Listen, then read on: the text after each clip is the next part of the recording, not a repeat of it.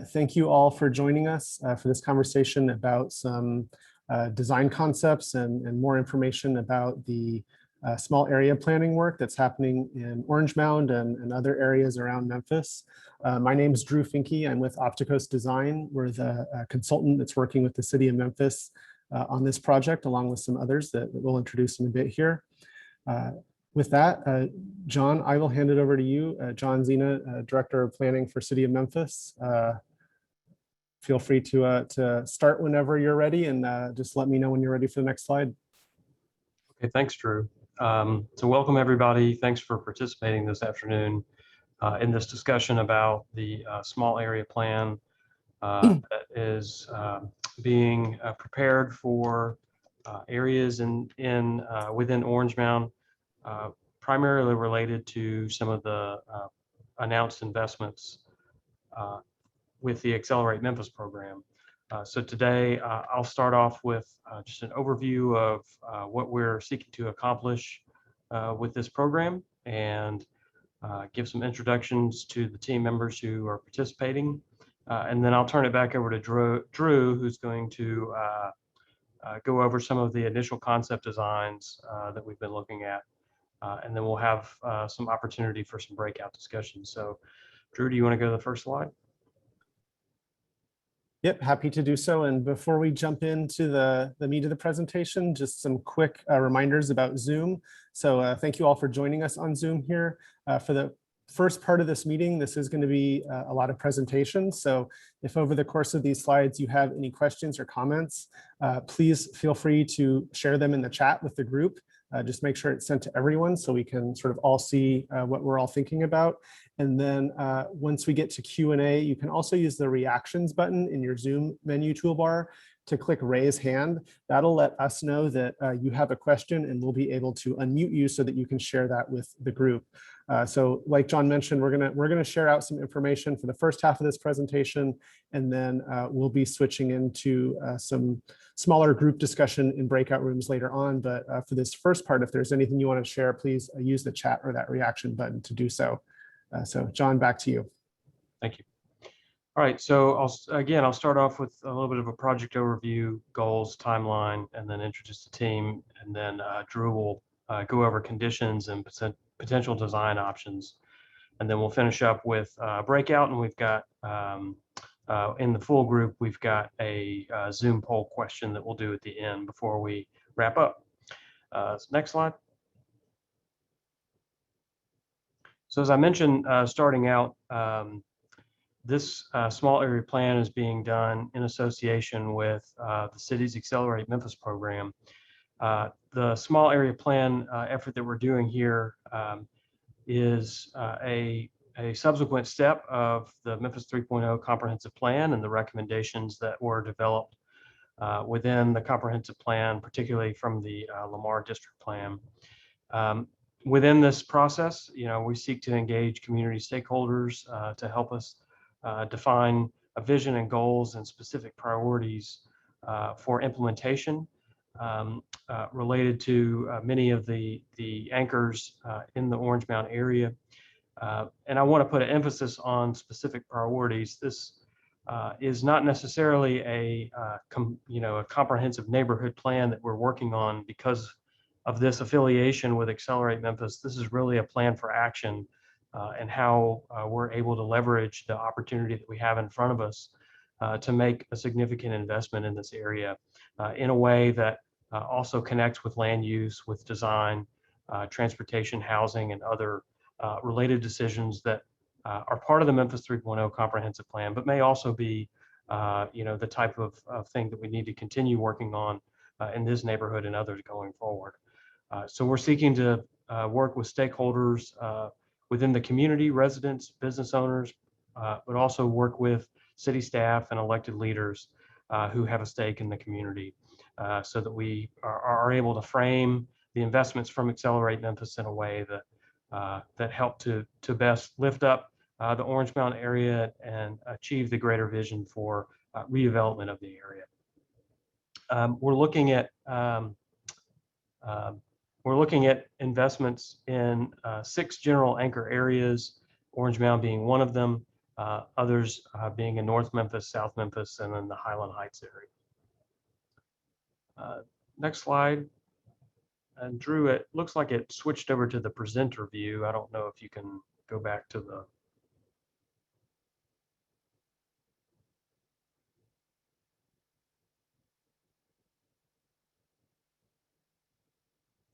Give Drew one moment to get the slide deck back up. Sorry for the delay. There we go. So I've mentioned on a couple of occasions now that, really the focus of this small area plan is on a few of the anchors within the Orange Mound area. As I've said, this isn't necessarily a neighborhood plan that we're producing here, but we're being much more focused on these 4 anchors at Lamar and Airways, obviously the largest of the 4 and the western gateway of the neighborhood. Park and Marchanil, which is a small neighborhood crossing anchor that was designated in the comprehensive plan along Park Avenue, the historic Melrose site and related civic institutions that are along the same on the same site. Of course, also on Park Avenue, and then Brentwood Park, which would be north of Park along Pendleton. So our focus here is these anchors, but also the connections between these anchors. So what you'll see today is a lot of thoughts about not only what we can do at these anchors and gateways, but also the connections that we're able to make between these anchors through the investment of public dollars in improvements along the corridor. Next slide. I want to acknowledge that there are some ongoing projects that help to shape not only our focus, but the connections that we're seeking to make. I'll start with the second bullet here because I think it's probably the most significant. The historic Melrose High reuse at that 3rd anchor that we showed on the map. That redevelopment of that building has obviously been something that has been on the radar, on the wish list, on the list of high priorities for the community for quite some time. And it's exciting that the city is able to work towards redeveloping that property. Accelerate Memphis and the funds that are a part of this program are obviously a big part of that. And I think that is an important reason why we selected these anchors in Orange Mound as areas to focus for these large-scale investments for Accelerate Memphis as well. With that significant redevelopment happening at historic Melrose, we wanted to ensure that the gateway into the neighborhood and connections along Park Avenue were also improved, leading up to what I think we all believe is a very significant investment and moment for the community. The other ongoing projects I want to note is at Lamar, Kimball, and Pendleton. There's a 6-way intersection there that has long been an issue for the community, especially in terms of safety. That was identified as an implementation priority within the comprehensive plan. It's also on the Accelerate Memphis plan as a focus of investment. And so this project that we're going to be talking about today is another opportunity to make a connection to those investments in the community to ensure that all of these investments work together towards a more comprehensive investment for the Orange Mound area. And then finally, I want to note the Dunbar Elementary pedestrian safety improvements that are also underway along Park Avenue. Don, I see you have a question that's popped up here on the Early Childhood Center. There too is, while that's not designated necessarily as an anchor, I think you'll see on the concept designs that we are considering the connectivity needs for that investment and that property and how it connects to this overall conceptual design that we're looking at today. All right, next slide. All right, so finally, project objectives and goals. Again, refining, implementing the Memphis 3.0 vision with an emphasis on implementation. I said a moment ago, this is really a plan for action on how we're implementing many of the ideas around from Memphis 3.0, but also within these anchor areas and connecting these anchor areas. This is about implementation and taking advantage of Accelerate Memphis. While we're doing that, we know that there are implementation steps that are made, not just by dollars through programs like Accelerate Memphis, but also through policy. And so we are also looking at ways that we produce a policy roadmap to complement some of the more physical improvements that we're talking about today. That policy roadmap helps us to prioritize things like infill housing, commercial revitalization, and also a roadmap for investment, so that coming out of Accelerate Memphis, we have additional ideas, in the queue for future investment. Accelerate Memphis is a very specific type of funding. It directs us to use funds in a very specific type of way, but we know that there are other investments that are needed in the community. So what we hope is that this small area plan and ultimately Accelerate Memphis is not the end, but just the beginning of this roadmap for investments in the community and infrastructure in the public realm. And then finally, identifying opportunities for incremental development, giving opportunities for neighborhood business owners, neighborhood developers, potential neighborhood developers to get involved in helping to rebuild and reshape the community over time. Next slide. So last, just on the project timeline, we held a few focus groups back in March. Here we are in April conducting public workshops, talking through some of our initial designs.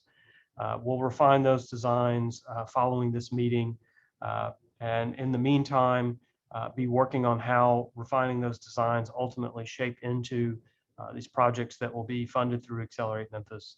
A final presentation is scheduled for July, and we look to finish up this part of the work by late July. With that, well, I think the last slide that I have is just to make sure that I'm introducing everyone that's on our team with the city. Melanie Batke, Braden Carson, and Faraya Army with comprehensive planning are part of the division of planning and developments team on this project. Our consultant is Opticos Design. Drew Finke introduced himself, but he has others with his firm who are with us today. Not on the call are some sub-consultants that we have working on the project, all three from Memphis: Bass River Advisors, ComCap Advisors, and Malazri Engineering, who all have very important roles in ensuring that this work is done well and done with the perspective of Memphis in mind. With that, I'm going to turn it over to Drew to go through some of the background and early concepts. Thanks, John. Yeah, and apologies for that technical glitch earlier. Of course, it is during this presentation that the building fire alarm went off. So fortunately, I'm on a laptop and was able to move, but that's what was going on there. So like John said, before we jump into some of the design concepts that we pulled together, we wanted to just quickly touch on some existing conditions in the Orange Mound area that we're aware of, just to sort of set the stage. Like John had mentioned, this is sort of building off of work that was done as part of the 3.0 comprehensive plan. And a big part of that was this idea of establishing community anchors in mixed use areas or areas with really important community institutions around the city, and sort of using those to help support and stabilize the neighborhoods around them. So in Orange Mound, those are sort of in a row along Park between Lamar and Pendleton. That's sort of a nice condition because it means that we can really focus our efforts within that area and hopefully get some good relationships between those places. But that 3.0 vision of anchors and anchor neighborhoods is what's driving a lot of this, and that's where our focus will be for the conversation today. We also just want to keep in mind that the MATA's 2040 transit vision shows improved service along Park and Lamar. So we'd be looking at service every 15 minutes based on that network vision. So as we think about some of the ideas for how those areas can be improved or how investments can be focused on those areas, we can keep that in mind and sort of understand how those improvements could help to support that transit, and also how that higher frequency transit can help to support some activity in Orange Mound. What we see here is probably really familiar to you all. We know there's some sort of scattered mixed use commercial and institutional uses along Park, that a lot of this area is a more residential neighborhood fabric. And then we see a concentration of commercial and mixed use in that triangle formed by Lamar, Airways, and Park, with some additional commercial along Airways and Lamar. So as we start to think about what sort of improvements are needed and appropriate in those different areas, we can sort of keep in mind some of these different conditions in this area. Also, as part of the 3.0 comprehensive plan, there was some in-depth study done to try and understand what the housing demand is for the different planning districts around the city. So like John mentioned, this focus area falls within the Lamar planning district. So what that work showed was that there's a demand for a variety of different housing types. So this is taking into consideration sort of what people are able to afford, what lifestyle preferences they have, and whether or not the existing housing stock is able to satisfy those. So what these numbers show is the results of that study, again, sort of forecasting what the market would demand over a 5-year period in the Lamar district, and looking at what different housing typologies could satisfy that demand. As part of our work in this project, we'll be digging into that a little bit deeper, looking at some of the building types that could fit in with that market demand, and then taking it a step further and seeing what would fit in these different focus areas. So we'll be looking at what kind of vacancy pattern exists in Orange Mound. It's not as there's not as much compared to a lot of other parts of Memphis. But we'll also be looking at opportunity sites and lot dimensions, and trying to figure out what types of housing sort of fit on those, what's feasible, what fits within the neighborhood and is consistent with the neighborhood's vision for any type of infill or redevelopment they'd like to see, and then trying to understand how those can fit the needs that were sort of brought to light through that analysis done as part of the 3.0 comp plan. And then we'll be preparing what we're calling sort of an infill housing toolkit that shows some different options for neighborhood scale infill that would be located in and around these anchor areas that we talked about before, and that we'll get into a little bit more detail on now. So part of our effort here was not to reinvent the wheel. If there had already been some discussions or some plans or some ideas that we were made aware of that have been circulating in the community, we're really trying to capture all of those here. A big part of this project is to take all those ideas and get them in one place so that it's possible to start prioritizing different improvements through that Accelerate Memphis program.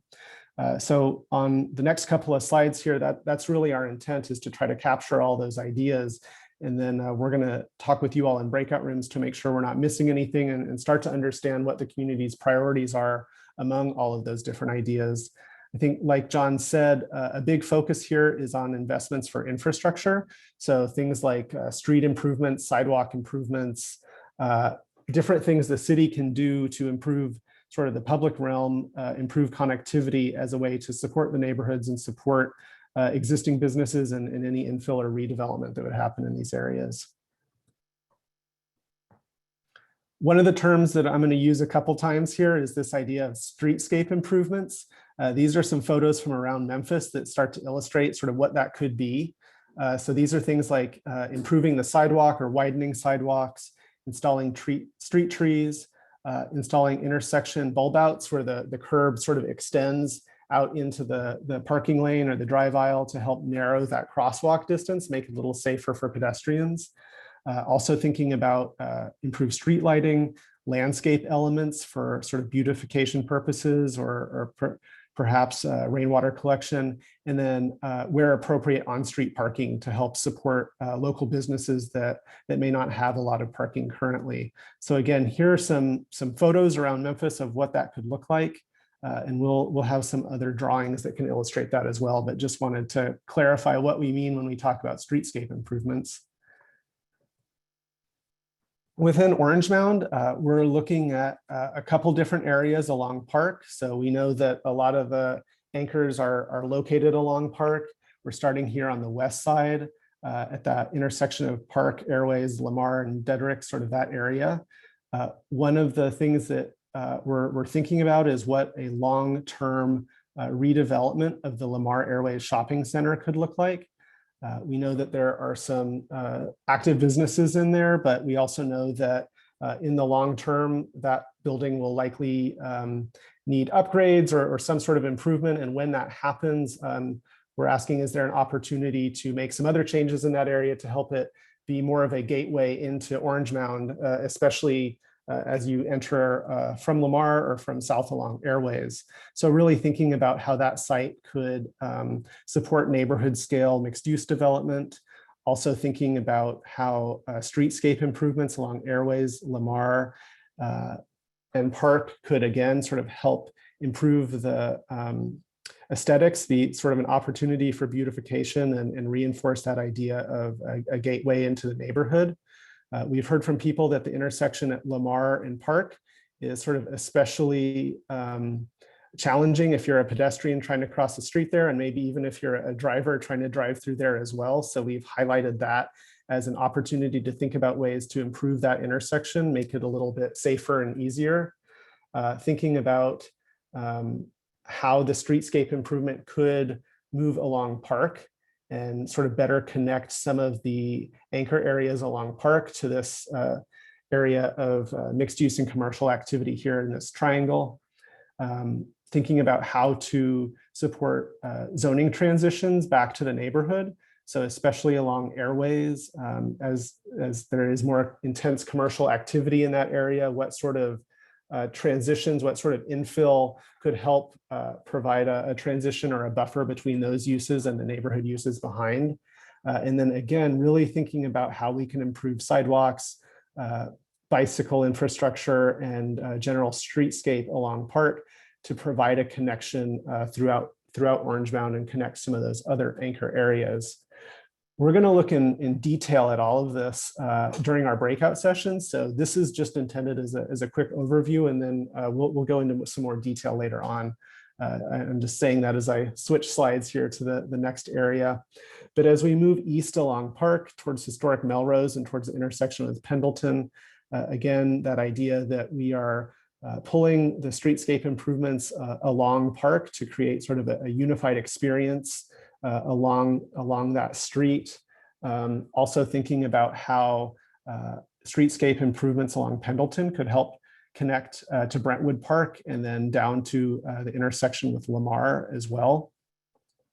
And then thinking about how all of these improvements to the public realm and to sort of the civic street, how those could support mixed use infill sort of along Park, and especially at the intersection of Pendleton and Park, across from the post office. Again, trying to build on some of the activity happening at historic Melrose and the sort of other known planning projects that are going on in the Orange Mound area. We did a quick sketch to show sort of what some of those improvements along Park could look like. So we're looking west along Park towards Marischal Neal today. This is what that looks like. And then if we start thinking about what some of these ideas could do to improve connections, to sort of beautify elements of the streetscape along here, we might see some of these ideas. So an idea that we'd have some mixed use infill along the street here. That's what's showing up, sort of the orange buildings, maybe some residential infill back one block off. So you see this sort of yellow building in the background there. That might be some residential infill. Also looking at pedestrian crossings. So along Park, we know there are a couple of different churches, parks, other places that people might be walking through, trying to cross the street. So is there an opportunity to use some sort of mid-block crossing with maybe a planting area to help make that a safer and easier crossing for pedestrians? And then also thinking about how the street could be redesigned to provide more on-street parking for businesses, churches, and anyone else who needs it along there, along with sidewalk improvements, street trees, better lighting, those kinds of ideas. And maybe that means that there's an opportunity for outdoor dining if that's something that a business wants to try in the area. So these are what some of those ideas could look like. Again, we're going to talk about this in more detail in the breakout rooms. And we'll sort of revisit a lot of these images in smaller group discussions, because I know that that's a lot of information to share. But at this point, if anyone has any questions about what they've seen or about the project in general, again, let us know by raising your hand or inserting it into the chat. We're happy to talk about that now. And then otherwise, we can jump into our breakout rooms and have some more focused discussion about some of the ideas that I shared here. And I'm just going to check our chat to see if we've got anything coming in or anyone raising their hand. Doesn't look like it. So I'm going to guess that means we're probably ready to jump into our breakout rooms here pretty soon. Unless anyone else has anything to add, I'm going to ask my colleague Roger to get our breakout rooms ready here, and we can jump in a couple seconds unless anyone's got anything to add to the group. Sharon, I see your hand raised. Let me unmute you here. Yes. Hi, Drew. I just wanted to know why, if there's development going on at the historic Melrose, why wasn't the Melrose Stadium also selected as part of the improvements of the area, since it's such a major location? I'll jump in here, Drew. So Ms. Lee, primarily we're focused on essentially areas where the city is able to invest its dollars in primarily public right-of-way, just based on the nature of the funding that we have available. And the stadium was a little bit outside of the bounds of what we could do there. But on the concept designs, connection to the stadium and sort of improvements along Park at the stadium is considered, but certainly not anything in the stadium itself. I see that Don Gilbert has jumped into the chat that he has read that Shelby County Schools have stadium renovation in their COVID money plans. So perhaps Shelby County Schools will be making the types of investments that you are seeking, Ms. Lee. And just a follow-up question on that, if not necessarily the stadium, the area outside of the stadium, it is a major pedestrian area when people are going to games and stuff. And so again, speaking about the exterior, not necessarily just the interior space. I understand. Thank you for clarifying that. So, again, we do have that area along Park Avenue considered on the initial concept designs. And I understand that there are some improvements as a part of the connection to Dunbar Elementary that's also underway now. However, I think that is a great topic for us to talk a little bit more about and specifically get some of your ideas about how those pedestrian improvements could be made better when we get into the breakouts and we're actually sort of looking at the concept maps. That's exactly what the breakout rooms are designed to do, to get that type of input from you and others on the types of things you'd like to see, in those exact spots like you're mentioning. And John, I got a question here from Nicole Lacey. She says, can you touch upon the overgrown vacant lots in the area? How will those be handled? Some are owned by the county, but others are owned by the city.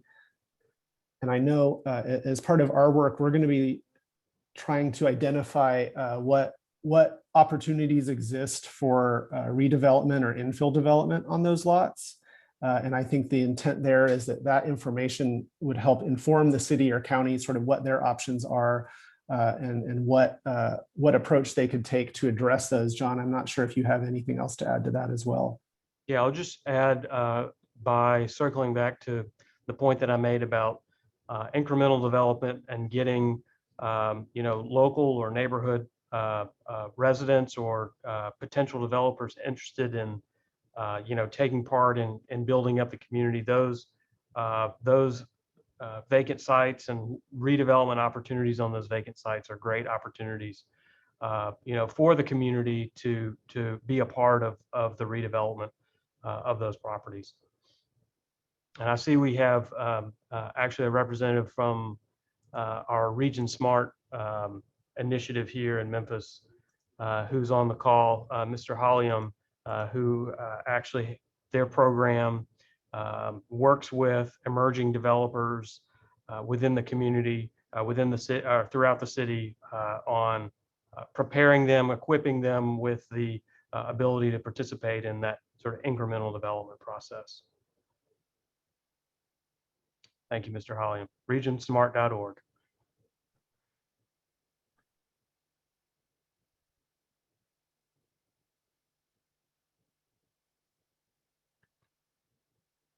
All right, and it looks like we do have the link shared where you'll be able to find this presentation, and we'll definitely share that back out at the end as well. We'll have some additional resources to share by that time as well, so we can remind everyone of that. And then it looks like we've got some ideas about affordable housing as sort of a use for some of those lots. So I think that's a great topic and sort of the type of thinking. And I like that we're coming up with these ideas here. And to me, that's an indication that it's maybe time for the breakout rooms where we can make sure we capture those ideas on these concept boards that we have. So I'm gonna just sort of move on there to get us ready. So when we go into our breakout rooms, we'll be using something called Concept Board. It's a collaboration tool that will take all the images that I shared earlier in the presentation and put those on sort of a whiteboard where the city team and Opticos will be working to capture in notes all the conversation that we have within the breakout rooms, so that any ideas or questions that come up, we can capture those as notes on the concept board. We'd also invite anyone in the audience who's interested in logging on to use this link to access the concept board as well. You'll be able to sign in as a guest and then leave your own comment on anything you see on the board. So you can either let us know as facilitators, hey, add this, and we'll add that as a comment, or you can visit this link and add that through your own account as well. When you get there, this is some of the stuff you'll see. So if you are interested in making a comment, you'll click that comment button, write out what you've got to say. Just be sure to click save, and then that will be posted sort of with your name on the board, sort of for everyone to be able to see and comment on as well. All right, everyone, welcome back. I'm going to get a shared screen up here in just a second, and that'll let us move on to our next piece here. We always like to just open up the floor again to sort of see what some of the conversation was in the breakout rooms. But before we get to that, we do have a poll question just to gauge everyone's thoughts in terms of prioritization. I'm going to push that out on Zoom now, so you'll be able to fill that out. We're asking you to select sort of your top 5 of the ideas that we had shared here. And if there were some ideas that came up in your breakout room that you don't see on this poll, but you think need to be considered as part of this, just put those in the chat so we can all see that.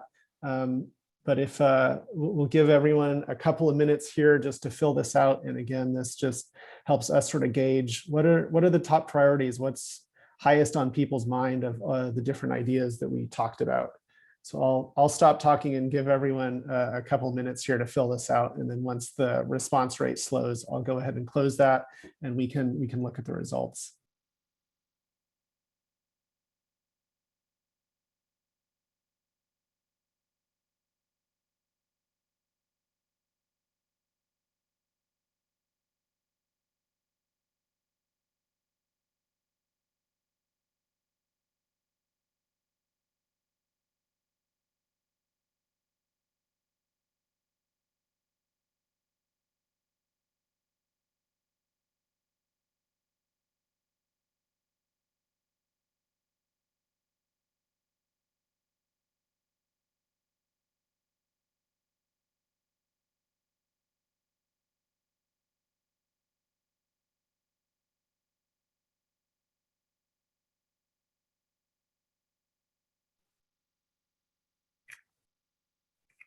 is part of a webinar earlier this week, and they had some hold music in the background during the polls. So I apologize that I don't have that prepared for you all. Next time I'll have to get that queued up.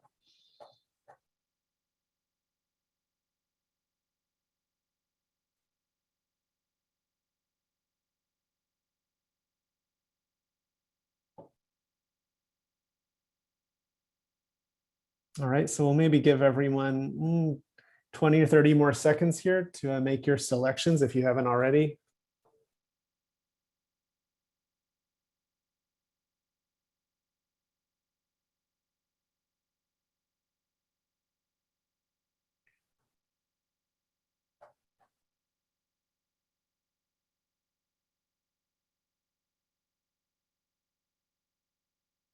And I believe this poll is also going to be available online. So anyone who isn't able to finish this one or wasn't able to attend today will be able to accept their feedback online as well. So I'm going to go ahead and close that if that's okay with everyone. And then I'll be able to share out results with you all to see sort of what everyone in this group is thinking. It looks like facade improvements along Park and Airways is a pretty high priority here. Intersection improvements sort of at both the major Lamar intersections, looking at how to prioritize infill development and on-street parking along Park, and then thinking about streetscape improvements along Park as well, and how to support redevelopment of that Lamar Airways shopping center between Park, Lamar, and Airways.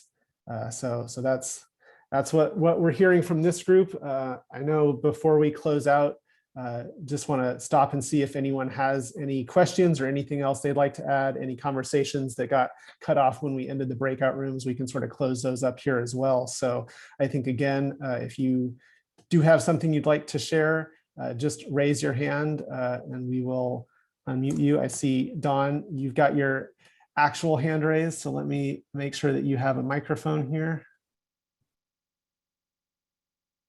All right, and Dawn, you should be good to go.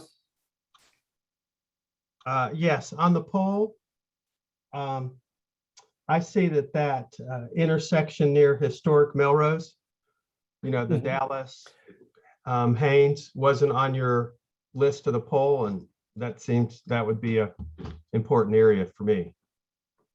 Yeah, that came up in the breakout room I was in as well. So we're definitely going to get that one added in into what we're showing here. And we'll do an online poll, after this that others can participate in. So that can be added as an option.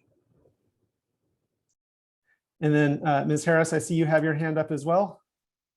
Yes, Felicia, please. Oh, Felicia, got it. Yeah, so one of the things I was thinking about and I lost it. I'll circle back. All right, sounds good. And Ms. Lee, I see you've got your hand up as well. So I think that this is slightly beyond the scope of this project, but because I think you're connecting to other parts of Memphis, improving the safety of this neighborhood will go a long ways towards supporting the other development ideas that you all have.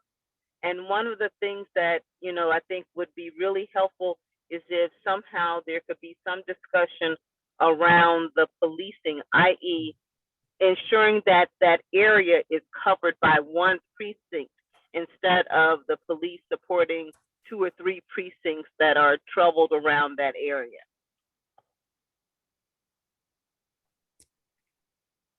Ms. Lee, you're right that this is a little bit outside of the scope of this, but it's still a very important comment.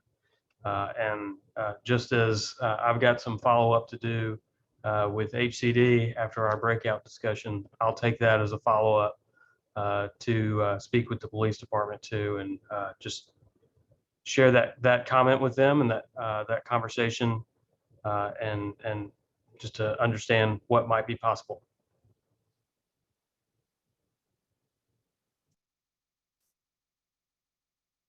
All right, and Felicia, did you get back whatever it was you were going to share earlier?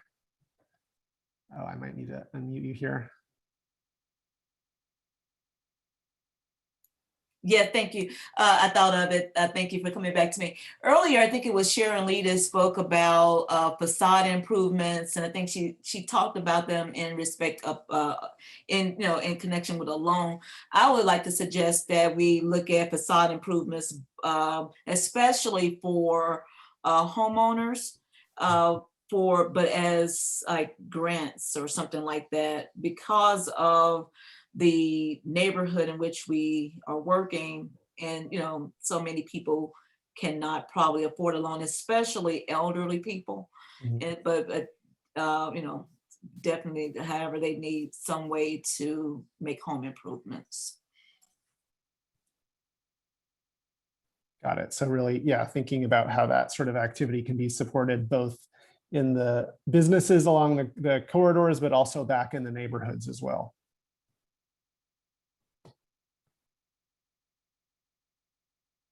All right, and then I see a comment from Tina Steele saying that there's an opportunity to recruit youth to help with this revitalization as well. So I think that's always a great idea whenever we can involve as much of the community as possible. That tends to lead to more success. So I think that's a great contribution there.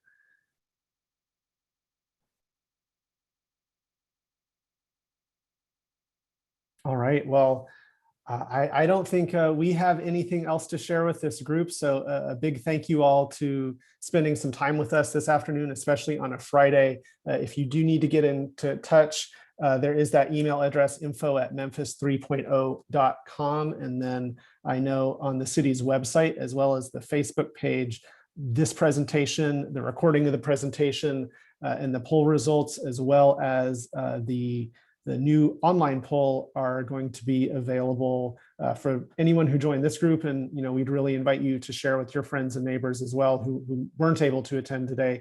If you can let them know that all those resources are available, and we really need them to check it out, take a look at the poll, take a look at the concept board, and add some comments if they're so moved to do so. That's really what we're going to be looking at as we move to the next phase of this project, where we get a little more specific about some of these design ideas. I think we'll be coming back to the community in a couple months to show what we've been doing in the meantime, how we've taken the feedback we're receiving here, and over the next week or so, and refining that into some really specific design ideas to start taking some of our discussion here today and getting that ready to benefit from and be implemented through some of the Accelerate Memphis activity and sort of other opportunities for that implementation.